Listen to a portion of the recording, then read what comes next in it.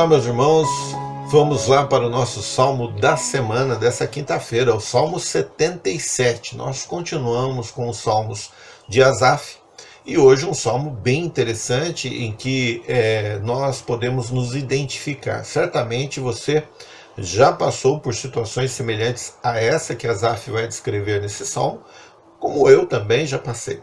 E eu intitulo esse salmo como Aquelas Noites. Aquelas noites que começam de uma forma terrível, transformando o momento de repouso, ou seja, a noite em que nós devemos descansar, na realidade transformando essas noites em sofrimento, porque nós acabamos ficando acordados, perdendo o sono em razão de preocupações, em razão de problemas que nos cercam. Então, aquelas noites de angústia. Vamos ver o que Asaf tem a dizer para nós, o que a palavra do Senhor tem a dizer para nós com respeito a essas noites. Aos cristãos, quando eles enfrentam essas noites, quando nós enfrentamos noites semelhantes, é natural nós clamarmos por socorro ao nosso Deus, ou seja, nós irmos a Ele por meio da oração e por meio da oração começar a desabafar, a dizer aquilo que nos preocupa e pedir socorro do Senhor. Asaf fez exatamente a mesma coisa. Ele vai então, esse Salmo 77, ele vai em oração a Deus e clama a Deus por aquele momento de angústia, para que Deus o livre, dê solução, Deus resolva, dê remédio a ele naquele momento de dificuldade. Nós podemos então aprender aqui com o Salmo 77, e talvez seja um salmo bem interessante para você anotar na tua Bíblia, para que quando essas noites de angústia chegarem, você volte a esse Salmo 77 e junto com Asaf, então, lendo esse salmo, recorra a Deus e resolva então aquela noite de angústia, transformando essa noite de angústia em noite de agradecimento pelo Deus que não desampara você em momento algum. Certamente, quando nós olhamos para o Salmo então 77, nós vemos Asaf tomando e tendo as mesmas atitudes que nós acabamos tendo e tomando, porque sentimos a mesma coisa que ele sentiu. Nós somos fracos, nós somos frágeis. E o fato da angústia vir às nossas vidas é algo natural. Nós temos a nossa alma abalada, é algo natural. Somos homens, somos seres humanos, somos criaturas. A questão não é nós ficarmos fragilizados, mas nós sabermos enfrentar esses momentos, enfrentarmos essa situação. Então, muitas vezes, esse abalo e essa angústia sequer sabemos de onde vem. Mas nós precisamos ter a atitude correta diante daquilo. Talvez você já tenha ficado sem sono durante uma noite e nem sabe por que ficou. Tenha sentido a angústia na sua alma e nem sabe muito bem o porquê, qual a razão disso. E mesmo nessas situações, também o Salmo 77 se torna precioso. As atitudes que são descritas por Asaf nesse salmo. Vamos lá então, a primeira parte, eu divido ele em 3 partes, apesar de olharmos as pausas naturais do salmo, a palavra selá nos identifica isso, vocês já sabem dessa informação. Ela dividir, e nessa divisão pelas palavras selá, pelas pausas, seriam 4 partes, mas eu divido em 3.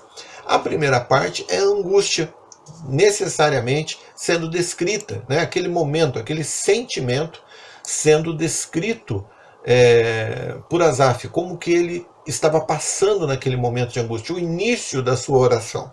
Então vamos lá ao versículo 1 ao versículo 3. Salmo de Asaf para o músico mor por Jedutum. Clamei a Deus com a minha voz, a Deus levantei a minha voz, e ele inclinou para mim os ouvidos.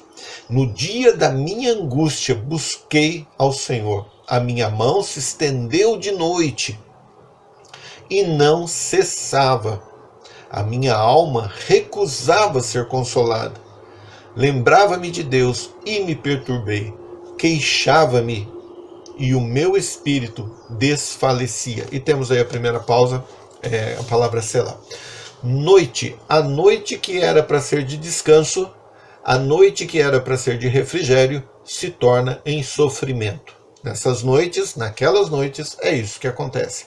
A alma recusa até o consolo. Parece que ela sente prazer no sofrimento. É algo interessante, você certamente já sentiu isso, né? Assim como eu também já senti. Somos iguais, somos humanos. Lembrava de Deus e me perturbava. Por que perturbava? Porque alguma coisa não está certa, não era para ser assim. Então eu reclamava, eu murmurava naquela situação de Asaf. E é semelhante ao que nós fazemos. O nosso espírito perde a força, né? O nosso ânimo se perde, se desfalece. Mas ainda assim nós continuamos a esticar as nossas mãos ao Senhor e clamar por socorro. Este é o momento de angústia, o momento do início daquela oração recorrendo a Deus, quando a noite de repouso se transformou em sofrimento. Depois vem uma investigação, Asaf se investiga, e nós devemos nos investigar, começar a ver o que está acontecendo. Versículo 4 ao versículo 9. Sustentaste os meus olhos acordados. Estou tão perturbado que não posso falar. Considerava os dias da antiguidade, os anos dos tempos antigos. De noite chamei à lembrança o meu cântico, meditei em meu coração. E o meu espírito esquadrinhou, investigou, analisou. 7. Rejeitará o Senhor para sempre e não tornará a ser favorável? Cessou para sempre a sua benignidade?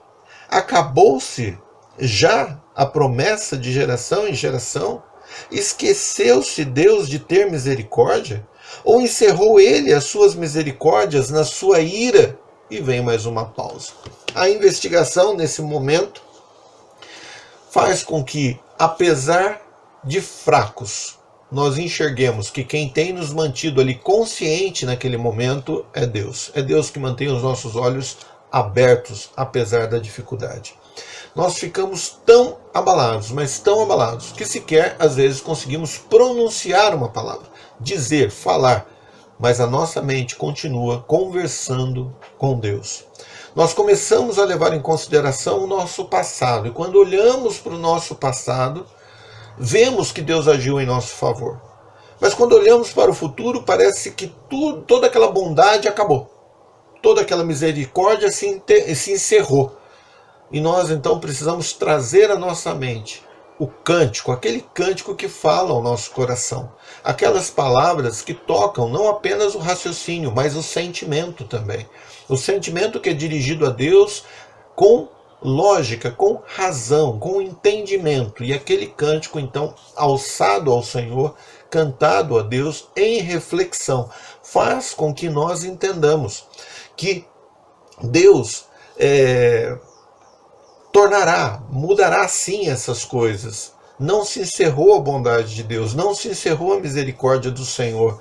As promessas de Deus ainda continuam a serem cumpridas. A medida da sua misericórdia não tem tamanho para conosco, ela é eterna.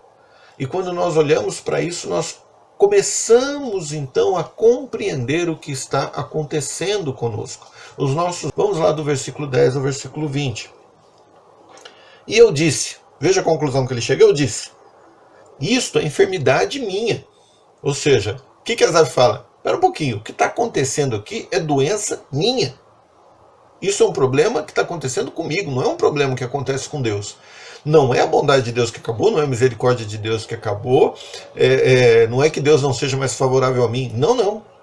Os meus olhos estão doentes. Eu estou doente, eu estou enxergando errado, de forma deficitária, em déficit, né, com deficiência. Eu estou enxergando de forma deficiente. Eu preciso olhar com os olhos espirituais, né? Eu estou doente. Mas eu me lembrarei o quê? Opa, agora ele acordou. Eu me lembrarei dos anos da destra do Altíssimo, do braço forte do Senhor na minha vida. Eu vou lembrar o quanto Deus é poderoso e favorável a mim, que sou seu filho, que sou temente a Ele. E aí ele continua então, versículo 11. Eu me lembrarei das obras do Senhor. Certamente que eu me lembrarei das tuas maravilhas da antiguidade. Da antiguidade registrada na Bíblia, da antiguidade da igreja, da antiguidade da nossa própria vida. Se nós lembrarmos do passado, Deus nunca nos desamparou. Deus nunca desamparou os seus. Vai continuar a nunca desamparar daqui para frente também, né? É eterna esse amor de Deus por aqueles que Ele escolheu. Então vamos lá, versículo 12. Meditarei também em todas as tuas obras. E aqui tem um ponto importante. Meditarei também em todas as suas obras, mas veja o que ele faz. Asaf fará o que cabe ele a fazer. Ou seja, nós devemos focar, direcionar a nossa energia para aquilo que nós devemos fazer. E é isso aqui.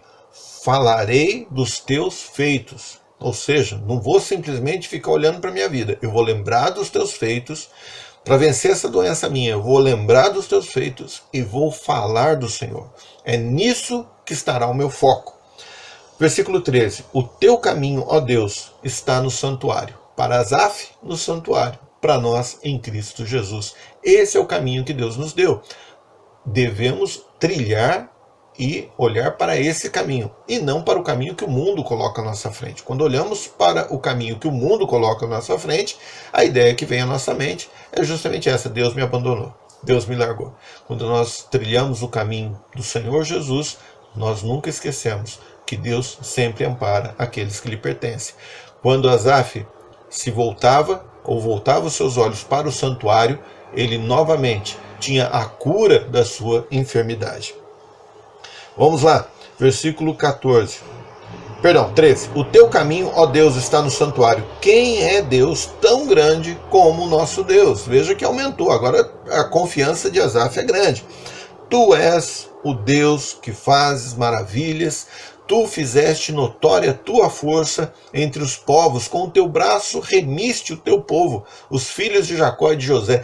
E Asaf é que começa a ganhar ânimo, começa a fortalecer o seu espírito, e agora já não é mais aquele Asaf com a alma batida, não, é um Asaf focado em falar das maravilhas do Senhor, lembrando de todo o poder de Deus.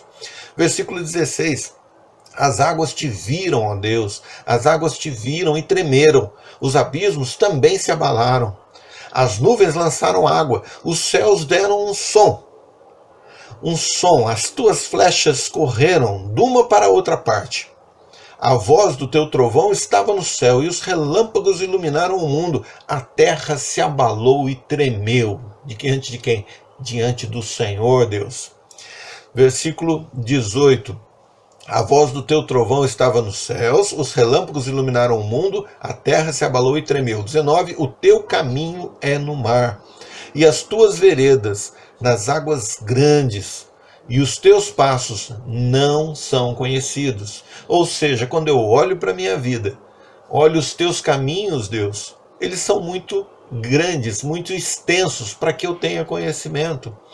Quando eu olho para os teus caminhos, Senhor, os teus passos, aquilo que o Senhor programou, aquilo que o Senhor planejou, eu não conheço. É o Senhor quem tem que me dizer, e eu preciso então confiar em Ti. E não achar que eu vou enxergar tudo o que acontece à minha frente.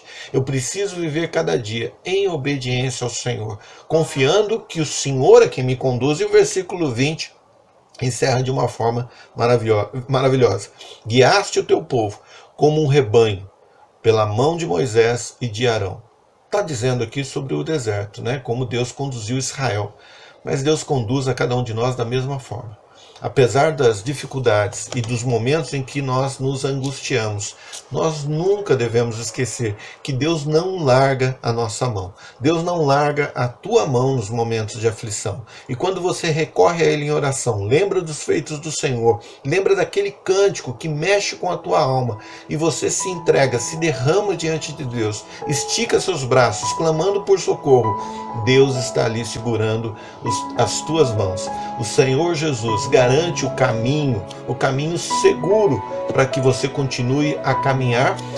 Veja, não sabendo exatamente tudo o que acontecerá nesse caminho, mas podendo confiar que Ele nunca te abandonará, nunca te deixará, sempre te amparará. Que Deus te abençoe. Até quinta-feira que vem.